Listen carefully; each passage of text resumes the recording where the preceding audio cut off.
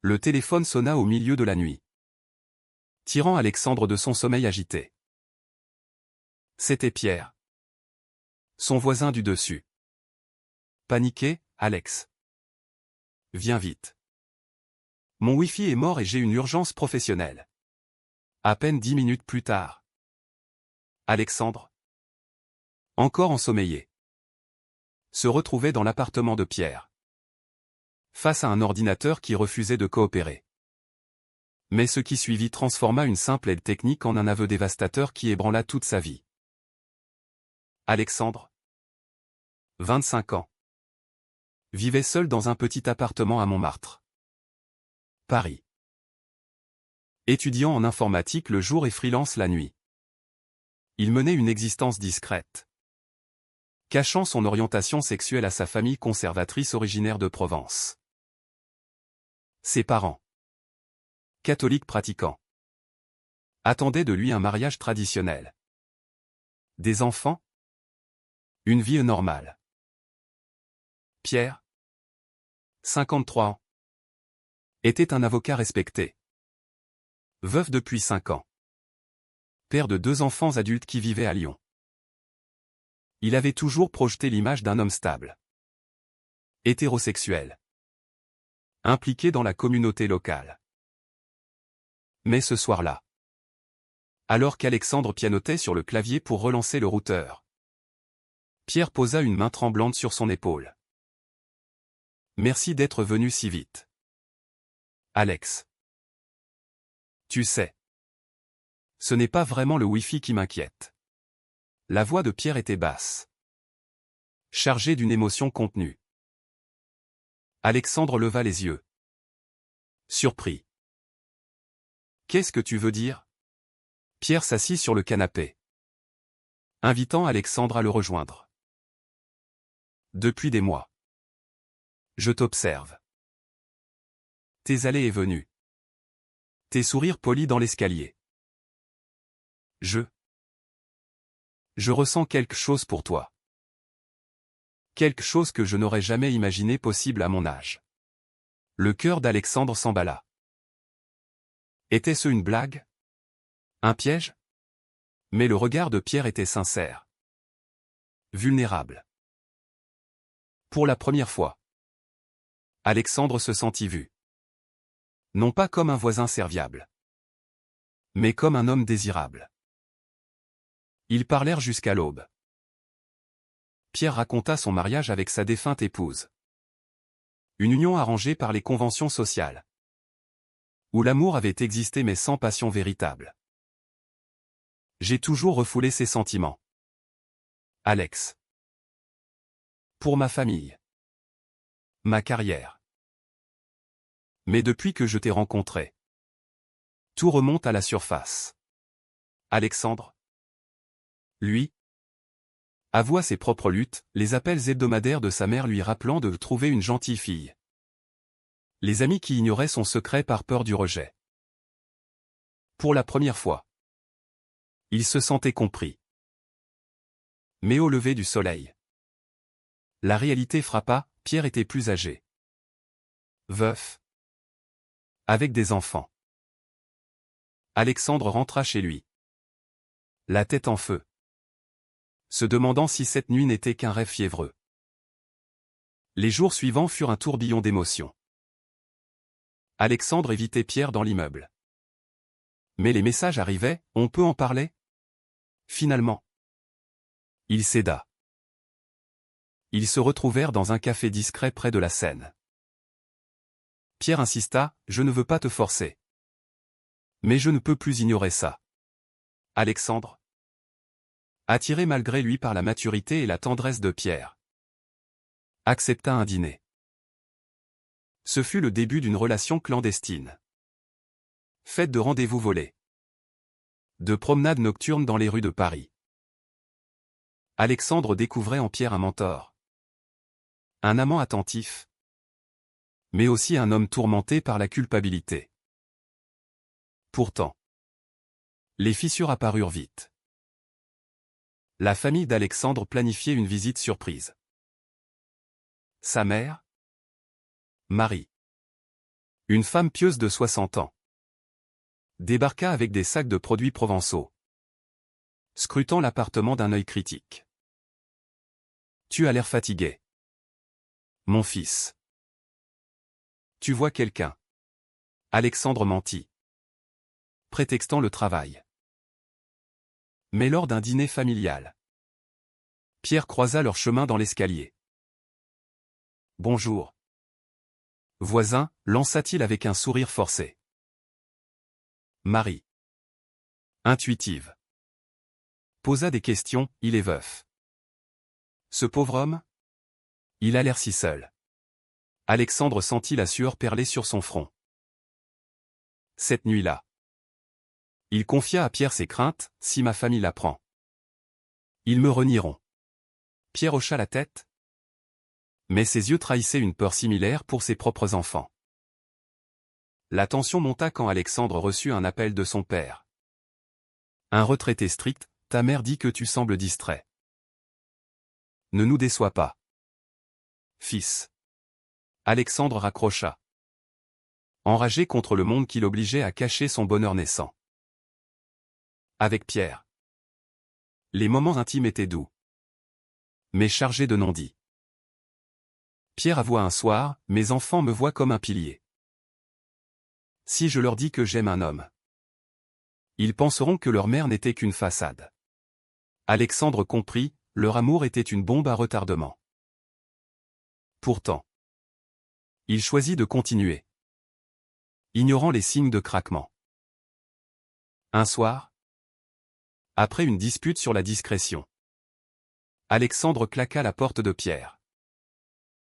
Rentré chez lui, il pleura, se demandant si cette relation valait la peine de risquer tout. Le lendemain, Pierre l'attendait avec des fleurs. Pardonne-moi. Je t'aime. Ces mots scellèrent leur engagement fragile. Mais la société parisienne, tolérante en surface, cachait des jugements profonds. Des amis d'Alexandre commencèrent à murmurer, tu passes beaucoup de temps avec ce vieux voisin. Il n'y a. Mais le doute s'insinuait. Pierre, de son côté, évitait les dîners professionnels, craignant que son secret ne transpire. La première crise majeure survint lors d'une fête de quartier. Alexandre et Pierre y allèrent séparément. Mais un regard trop long attira l'attention d'un voisin curieux. Vous semblez proches. Tous les deux. Pierre balbutia une excuse. Mais Alexandre sentit la panique monter. Rentrez. Il accusa Pierre, tu as peur qu'on nous voie. Pierre répliqua, et toi? Tu vis dans le mensonge avec ta famille. La dispute escalada, révélant les abysses de leur peur. Alexandre partit en claquant la porte, se réfugiant chez un ami gay. Julien. Qui l'écouta, l'amour vrai demande du courage. Alex. Mais es-tu prêt à payer le prix? Les semaines passèrent dans une trêve précaire. Alexandre décida de tester les eaux avec sa sœur. Sophie. Plus ouverte d'esprit. Lors d'un appel vidéo, il lâcha, et si j'aimais un homme? Sophie rit, tant que tu es heureux. Soulagé. Il en parla à Pierre, qui resta sceptique, ma génération est différente. Mes enfants. Pourtant. Leur lien se renforça. Avec des week-ends volés en Normandie, où ils pouvaient être eux-mêmes. Mais le destin frappa, Pierre reçut un appel de sa fille. Claire, annonçant sa visite. Papa. J'ai besoin de te parler de mon mariage. Pierre pâlit, comment cacher Alexandre? La visite de Claire transforma l'appartement de Pierre en champ de mine. Elle arriva avec son fiancé, un jeune avocat comme son père, et scruta les lieux d'un œil affûté. Papa. Tu as changé. Tu sembles plus vivant. Pierre éluda. Mais Alexandre. De l'autre côté du mur. entendait tout. Il se terra chez lui. Jaloux et frustré. Ce soir-là, Pierre glissa un mot sous sa porte, « Patience. » Mon amour. Mais la patience d'Alexandre s'effilochait. Il appela Julien, « Je ne supporte plus cette vie cachée. » Julien conseilla, « Confronte-le. Ou quitte-le. » Le lendemain, Claire invita Pierre à un déjeuner familial à Lyon. « Viens avec nous. Papa. Maman nous manque. Mais on doit avancer. » Pierre accepta, laissant Alexandre seul pour le week-end. À son retour, il trouva Alexandre enragé, « Tu pars sans moi. Comme si je n'existais pas. » Pierre s'effondra, « Claire parle de petits-enfants. Comment lui dire que son père aime un homme de ton âge ?» La dispute révéla des failles profondes, Alexandre accusait Pierre de lâcheté. Pierre reprochait à Alexandre son impatience juvénile. Ils se réconcilièrent dans les larmes. Mais le doute persistait. La pression familiale s'intensifia pour Alexandre. Sa mère organisa un blind date avec une gentille fille de leur village. « Viens à Provence ce week-end. Alex.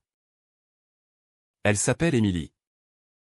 Elle est parfaite pour toi. » Alexandre refusa, prétextant du travail. Mais Marie insista, « Tu as 25 ans. Il est temps de penser à l'avenir. » Paniqué, il confia à Pierre, « Je ne peux plus mentir. » Pierre, tourmenté, proposa, « Peut-être qu'on devrait arrêter. » Ces mots blessèrent Alexandre comme un couteau. « Tu abandonnes ?» Pierre secoua la tête, « Non. Mais je te protège. » Pourtant, ils continuèrent, attirés par une force irrésistible. Un soir, lors d'une promenade au jardin du Luxembourg, ils s'embrassèrent discrètement. Mais un passant les vit et murmura, « Regardez ces deux-là point. » Alexandre rougit. Pierre se raidit. « Rentrez. » Pierre avoua, « J'ai peur du regard des autres. À mon âge, on me jugera comme un pervers. » Alexandre répliqua, « Et moi? On me verra comme un opportuniste. » Leurs échanges devinrent des débats éthiques, était-ce moral de cacher leur amour? De risquer de briser des familles? La trahison vint d'où il l'attendait le moins. Julien, l'ami d'Alexandre, jaloux de leur relation, lâcha un indice à un collègue commun. Bientôt, des rumeurs circulèrent dans le quartier, le jeune et le vieux voisin. Alexandre confronta Julien, « Pourquoi ?» Julien admit, « Je pensais te protéger. Il est trop vieux pour toi. » Blessé, Alexandre se tourna vers Pierre, qui paniqua, « Si ça arrive à mes enfants. » Il décida de distancer Alexandre, annulant des rendez-vous. Alexandre se sentit abandonné, plongeant dans une dépression. Pour combler le vide, Alexandre rejoignit un groupe de soutien LGBT à Paris. Là, il rencontra d'autres hommes aux histoires similaires, rejets familiaux, luttes intérieures. Un soir, il partagea, « J'aime un homme plus âgé. Mais la société nous détruit. » Les témoignages l'aidèrent à voir clair, l'amour valait-il la souffrance? Pendant ce temps, Pierre luttait seul. Il appela sa fille Claire, « J'ai quelque chose à te dire. » Mais au dernier moment, il se ravisa, « Rien.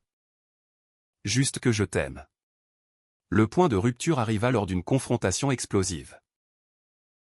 Alexandre força la porte de Pierre, « On ne peut plus vivre comme ça. » Pierre, les yeux rougis, avoua, « J'ai vu un thérapeute. Il dit que je réprime depuis des décennies. » Ils parlèrent des heures, disséquant leur peur. Alexandre proposa, « Disons-le à nos familles. » Pierre hésita, « Et si on nous rejette ?» Alexandre répondit, « Alors, on aura au moins essayé. » Ils scellèrent un pacte, révélaient leur secret progressivement. Mais le destin accéléra les choses. La mère d'Alexandre débarqua à l'improviste, soupçonnant quelque chose. Elle trouva une photo de Pierre sur son téléphone. C'est qui cet homme? Alexandre? Dos au mur. À voix, c'est mon compagnon. Marie blêmit, mon Dieu. Non. C'est contre nature. Elle partit en larmes. Appelons le père, ton fils est perdu. Alexandre s'effondra. Appelant Pierre qui accourut. Je suis là, murmura-t-il, le serrant dans ses bras. La réaction de la famille d'Alexandre fut un ouragan. Son père envoya un message, ne nous contacte plus. Tu nous as trahis. Sophie, la sœur, appela en secret, je te soutiens. Mais donne-leur du temps. Alexandre, dévasté, questionna son choix, avait-il sacrifié sa famille pour un amour incertain? Pierre, voyant sa douleur, douta, peut-être que je t'ai entraîné dans ça. Mais Alexandre insista, non. C'est notre vérité. De son côté, Pierre affronta ses démons. Il invita Claire à Paris.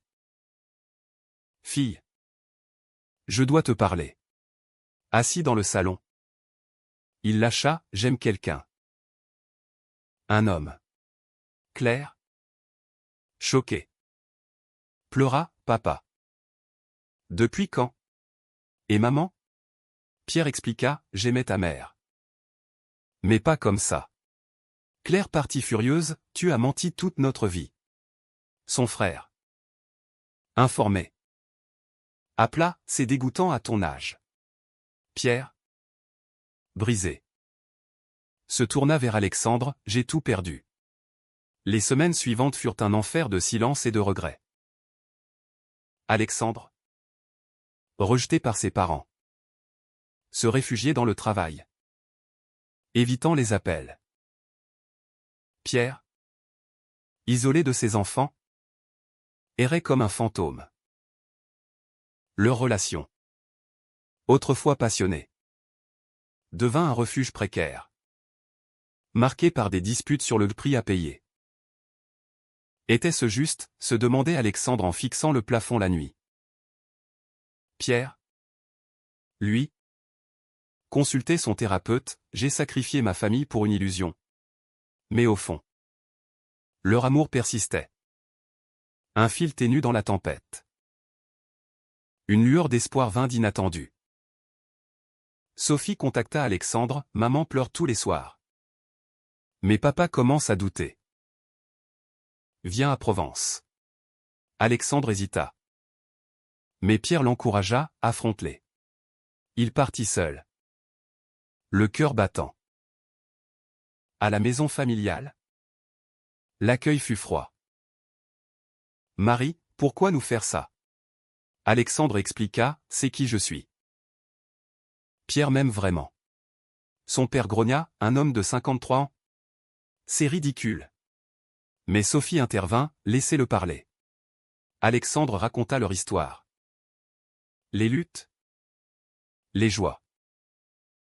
Marie, émue, murmura, je ne veux pas te perdre. Le père resta muet, mais ne le chassa pas. De retour à Paris, Alexandre partagea, il y a de l'espoir. Pierre, inspiré, rappela Claire, donne-moi une chance d'expliquer. Elle accepta un café. Papa, ça me blesse pour maman. Pierre, ta mère savait que j'étais différent. Mais on a choisi la famille. Claire, larmes aux yeux, et maintenant? Pierre, je veux être honnête. Elle partit pensive, promettant d'en parler à son frère. Pourtant, la société ne pardonnait pas facilement. Au travail d'Alexandre, des collègues murmurèrent, le guet avec le vieux. Il ignora. Mais un client annula un contrat, pas compatible avec nos valeurs. Alexandre ragea, la discrimination est partout. Pierre, de son cabinet, perdit un dossier important, un partenaire conservateur avait entendu les rumeurs. Mon Dieu! Qu'avons-nous fait, se lamenta-t-il. Une nouvelle trahison frappa Julien, regrettant son acte, avoua avoir répandu les rumeurs par jalousie. Alexandre le confronta, « Tu as détruit nos vies. » Julien s'excusa, « J'étais amoureux de toi. » Blessé. Alexandre coupa les ponts, réalisant que l'amitié pouvait être toxique. Pierre, apprenant cela, serra Alexandre, « On n'est plus fort ensemble. » Le climax approcha lors d'une manifestation LGBT à Paris. Alexandre y alla, traînant Pierre. C'est notre combat. Parmi la foule, ils se tinrent la main publiquement pour la première fois. Mais un journaliste les photographia. Et l'image fit le tour des réseaux. Claire vit la photo, « Papa. C'est viral. » Elle appela en panique, « Tout le monde sait maintenant. » Pierre, terrifié, affronta la réalité, « Tant mieux. » Plus de secrets. Les retombées furent brutales.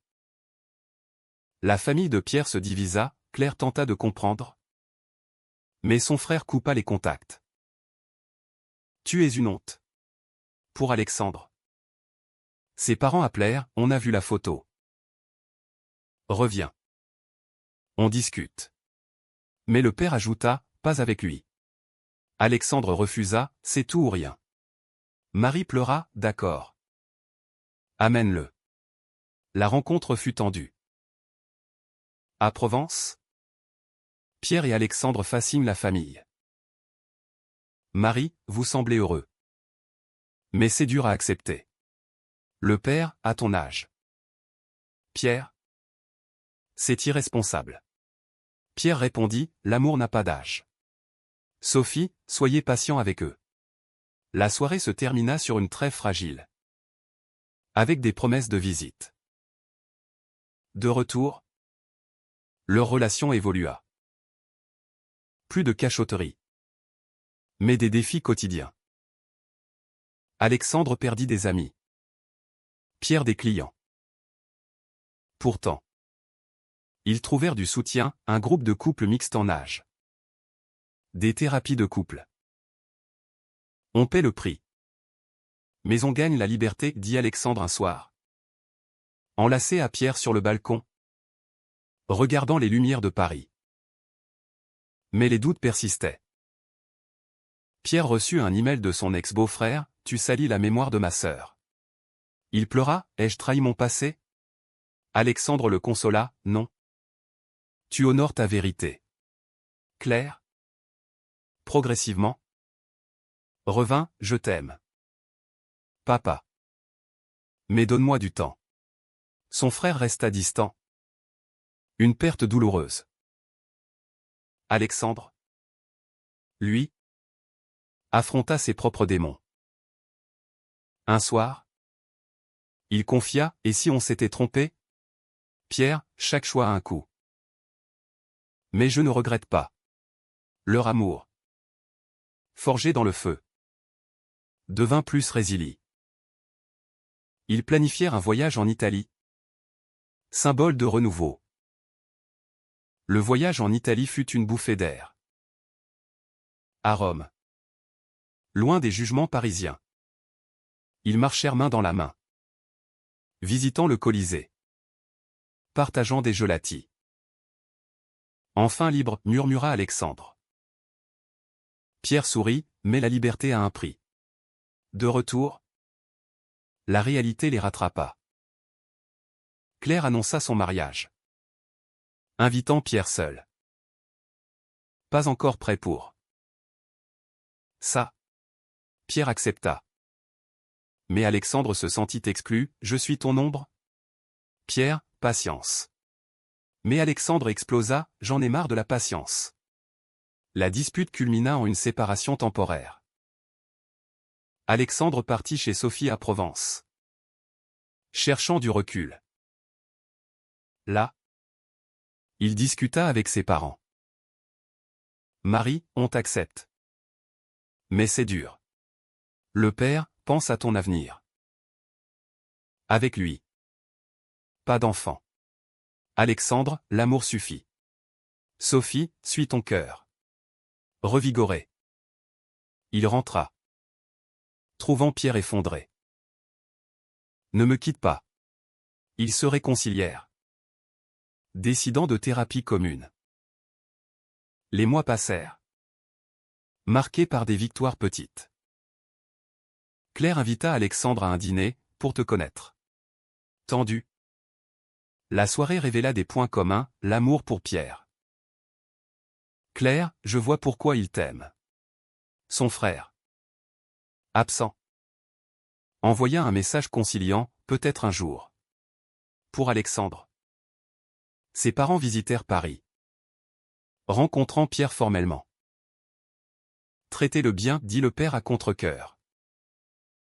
Pourtant. Les dommages persistaient. Pierre perdit son cabinet. Forcé à une retraite anticipée. À cause de nous, demanda Alexandre. Pierre, non. À cause de la société. Alexandre. Promu. Affronta des discriminations subtiles. Mais ils s'impliquèrent dans l'activisme LGBT. Et dans d'autres couples. Notre histoire inspire, dit Pierre lors d'une conférence. Un soir, un appel changea tout. L'ex-beau-frère de Pierre, j'ai réfléchi. Tu n'as pas trahi ma sœur, tu as été courageux. Réconcilié. Pierre pleura de joie. Alexandre, voyant cela, réalisa, les blessures guérissent. Mais laissent des cicatrices. Au fil du temps, leur relation s'approfondit. Mêlant tendresse et résilience. Ils adoptèrent un chat, symbole de leur foyer. Mais les questions morales hantaient, avait-il eu raison de tout risquer? De défier les normes? Un an après le début. Assis sur la scène.